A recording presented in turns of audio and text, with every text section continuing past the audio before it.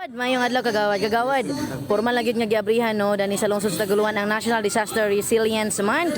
Diin gilangkuban pud ni sa matag barangay sa lungsod sa Tagoloan. Kagawad, una sa tanan, unsa ka importante para sa mga BDRRMO kagawad ang maong training ilabi na ang bulan sa Hulyo isip Disaster Month kagawad.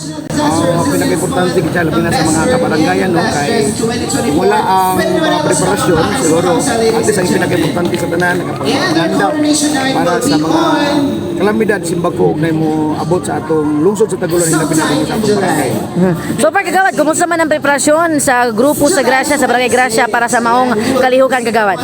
Bisan sa gagamay sa among pangutanan no naning kamot konseyo sa Barangay Gracia ilabi na ni Kapitan Jing kasi niyo no kita o pondo para sa among mga gamit ilabi na sa among mga player ilabi na karon nga tuig mga boss bago ang among mga player so nagkuha kami sa among mga youth kaya at least ang youth atong matrindaan para mabot ang panahon dali-dali nato silang makuha. So kagawad, pasado na po kay mensahe ilabi na po sa ubang barangay nga ning langkob sa maong kalihukan kasaulugan kagawad. Para sa tanan no sa kinatibuk-ang barangay sa lungsod sa Tagoloan no giagat ng buang tanan magkahiusa kita tabangan nato ang pagpreparahan sa mga kalamidad o kahidya nga abot sa atong lungsod dili man nato matagna apat sa pinaka-importante sa tanan ang tibok Tagoloan nakapangandam kana lang ug daghang salamat. Salamat kay kagawad.